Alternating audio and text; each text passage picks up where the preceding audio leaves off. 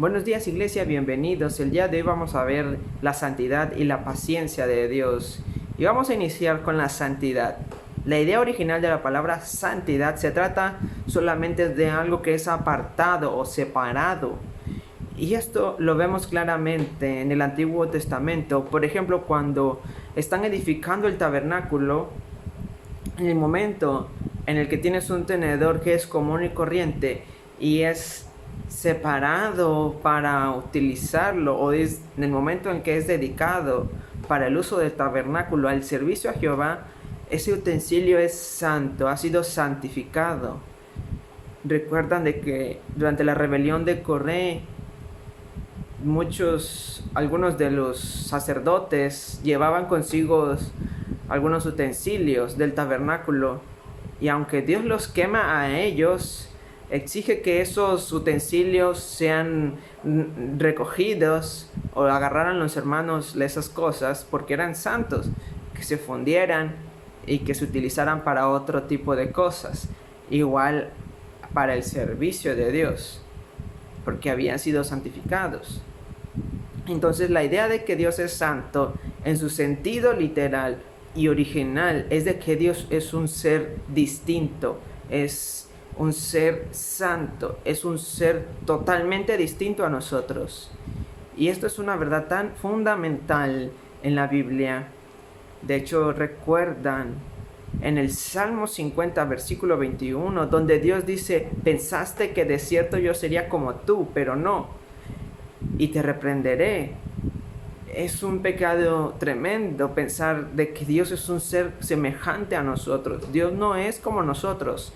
Es el alto y el sublime, el que habita la eternidad. Un ser totalmente distinto, totalmente diferente, apartado y separado de nosotros. Entonces su sentido original, santidad, solamente se trata de esa separación. Entonces, en su sentido original, santo solamente significa diferente, separado, apartado. Y Dios es un ser diferente a nosotros. Ahora la gran pregunta que quiero plantearles en este día, que a mí me impacta tremendamente, es: ¿por qué, si la palabra santo significa separado, que Dios es un ser diferente a nosotros? ¿Por qué es de que a lo largo de la escritura la palabra santidad llega a comunicar la idea de santidad moral o pureza moral? Creo que la respuesta es esta: de que Dios, cuando quiere hacernos ver de que es un ser diferente a nosotros, el aspecto de su ser, de su carácter que resalta para mostrar que es un ser diferente, es de que está apartado del mal. Y esto es increíble. Si yo fuera Dios, omnipotente, omnipresente, eterno, omnisciente, un Dios que se goza de la hacedad, de no depender de nada, de dar vida a todos. O sea, un Dios como el Dios que adoramos. Si yo fuese ese Dios y quisiera comunicar con Esdras de que yo soy un ser diferente que él, yo hubiera enfatizado esas diferencias. Esdras, yo soy omnipresente, tú eres un humano ubicado en un pequeño espacio particular. Yo soy omnisciente, sé todas las cosas. Tú, Esdras, tienes un conocimiento muy, pero muy limitado. Yo soy un Dios omnipotente, tengo todo el poder para hacer lo que quiero. Esdras, te cuesta levantarte de la cama temprano, no tienes ningún poder. Si yo quisiera recalcar una diferencia entre el ser de Dios y el ser de Esdras, yo enfatizaría esos atributos incomunicables, porque en mi mente esas diferencias son tan grandes, pero cuando Dios quiere mostrarnos de que es un ser diferente a nosotros, el atributo que recalca, el atributo que resalta es de que yo, Jehová, soy un ser tan diferente a ti, Esdras, porque yo no peco, porque yo amo la justicia, porque yo estoy apartado del mal y tú estás atado al mal. Y esto nos hace entender un poco qué tan importante es para Dios que andemos en santidad, en el sentido de andar apartado del mal, que amemos la justicia, de que obedezcamos la palabra de Dios, que obedezcamos el imperativo sed santos porque yo soy santo. Es la cosa más resaltada, más importante realmente de un Dios que quiere mostrarnos que es un ser diferente a nosotros. Lo bello es que Dios en su infinita gracia mandó a su Hijo Jesucristo a este mundo para que pudiera cargar con nuestro pecado, para que pudiera recibir la ira que merecemos por nuestro pecado, para que un día participemos de su santidad, de su naturaleza.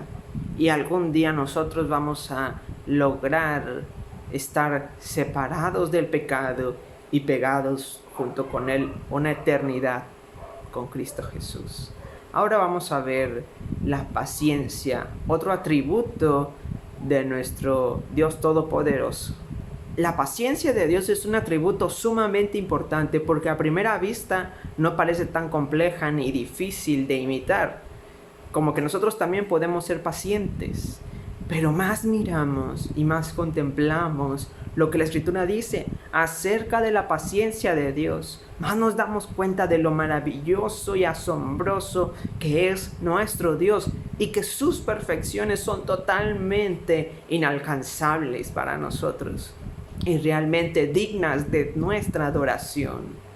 La paciencia divina significa de que Dios espera el cumplimiento de sus planes, de sus propósitos, sin exasperarse y sin frustrarse. Y la espera no le perturba en ninguna manera, sino que de manera inalterable Él aguarda su acción hasta que llega el momento perfecto. Si somos honestos, nosotros somos todo lo opuesto. Si nos toca el tráfico en la carretera, si nos toca hacer una fila, si estamos esperando una visita importante y no llega a tiempo, nos afanamos, nos desesperamos, nos preocupamos. Y nuestra exasperación nos conduce a veces al pecado, ¿no? Que somos groseros con las personas que están a nuestro alrededor, gritamos, nos agitamos y todo el mundo se da cuenta que se nos ha agotado la paciencia. Pero con Dios esto nunca pasa. Cuando, por ejemplo, Él demanda obediencia al pecador y el pecador no le obedece, Dios nunca reacciona de manera pecaminosa, sino que muestra misericordia y paciencia hasta el momento en el que Él ejecuta su juicio. Es decir, cada pecador merece ira en el momento que peca, pero Dios es paciente, es lento para la ira, de acuerdo a Éxodo 34, versículo 6. Ahora, la gran pregunta cuando estudiamos la paciencia de Dios es esta: ¿es posible que a Dios se le agote la paciencia? Y si no es así, ¿por qué hay pasajes que parecen dar la impresión de que Dios a veces se enoja y reacciona sin paciencia? Bueno, para contestar la pregunta, creo que en primer lugar uno tiene que entender de que aun si Dios da un juicio temporal a un pecador y le juzga en esta tierra, aún así es una muestra de su gran paciencia, porque lo que el pecador realmente merece es el infierno. Entonces, si recibe algo mejor que esto, tenemos que verlo como una expresión de la gran paciencia y misericordia de Dios. Pensemos en otra ilustración. Digamos que Dios dice a un hombre: cree en Jesucristo durante esos 80 años que te voy a dar de vida.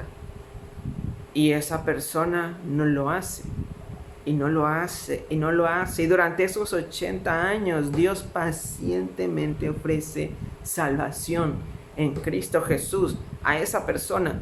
Todo ese tiempo Dios no está en el cielo preocupado, es que no cree todavía, ni tampoco Dios está enojado ni frustrado bueno, es que no crees en mi Hijo Jesucristo, así que voy a hacer que tu vida sea insoportable. No, Dios durante esos 80 años extiende su mano llenas de gracia y bondad. Claro que está corrigiendo, claro que está mostrando ayuda y corrección a la persona. Pero si ese hombre no se arrepiente, Dios va a seguir siendo paciente todos esos 80 años. Y luego al final de los 80 años, Dios va a derramar toda la furia de su ira sobre esa persona por toda la eternidad. Pero no lo hace porque se le agotó la paciencia, sino porque llegó el momento estipulado de aplicar la sentencia justa a esa persona. Dios es lleno de misericordia, es lleno de paciencia. Y eso se puede ver fácilmente por dos maneras. Primero, Dios esperó miles de años, pasando por alto los pecados de los humanos antes de la venida de Jesucristo. Romanos 3, versículo 25. ¡Qué paciencia! Y además de eso, desde la cruz hasta la fecha, Cristo todavía no ha regresado su segunda vez con su vara de hierro para juzgar a la tierra actual, aunque obviamente lo merecemos. Y la pregunta es ¿por qué? Y creo que segunda de Pedro 3:9 nos da cierta luz sobre esto. Dice, el Señor no retarda su promesa, como algunos la tienen por tardanza, sino que es paciente para con nosotros, no queriendo que ninguno perezca, sino que todos procedan al arrepentimiento. ¿No has pensado en esto? Que fue la paciencia de Dios que nos permitió llegar a la salvación. ¿Le has dado gracias por su paciencia contigo? ¿Le has alabado por ser un Dios tan pacífico, que siempre actúa conforme al mejor plan para ti, sin permitir que la circunstancia le afecte? ¿Lo alabas? Que aún como cristiano, cuando tú y yo pecamos, que Dios nunca nos trata de acuerdo con nuestro pecado. El Salmos 103 habla de esto. Voy a leer de los versículos del 8 al 11. Dice lo siguiente: misericordioso y clemente es Jehová, lento para la ira y grande en misericordia. No contenderé para siempre, ni para siempre guardará el enojo. No ha hecho con nosotros conforme a nuestras iniquidades, ni nos ha pagado conforme nuestros pecados. Porque como la altura de los cielos sobre la tierra, engrandeció su misericordia sobre los que le temen, cuando está lejos el oriente del occidente, hizo alejar de nosotros nuestra rebelión. Entonces su bondad y su paciencia es lo que le permite darnos la gracia, porque si Dios nos hubiera pagado conforme a nuestro pecado en el momento que pecamos, nunca habría la oportunidad de darnos gracia ni misericordia, porque Él tendría que aplastarnos desde el momento de nuestro primer pecado. Así que nuestra oración debe realmente ser de agradecimiento, como Pablo nos exhorta a hacer en Romanos capítulo 2, versículo 4, cuando él dice lo siguiente, de que nosotros debemos de no menospreciar las riquezas de su benignidad, paciencia, ni ignorar que fue su benignidad que nos ha guiado al arrepentimiento. Gracias a Dios y gracias a Cristo, porque su paciencia nos permitió llegar al punto de poder ver su belleza, poner nuestra fe en Él y ser salvados por su obra en la cruz. Le damos gracias a Dios por ese gran sacrificio en aquella cruz, por esa gran paciencia que tiene para con todos nosotros. Adóralo y agradécele en cada momento por su paciencia para con nosotros. para tu vida, para la vida de tu familia. Dios te bendiga. Nos vemos el próximo domingo.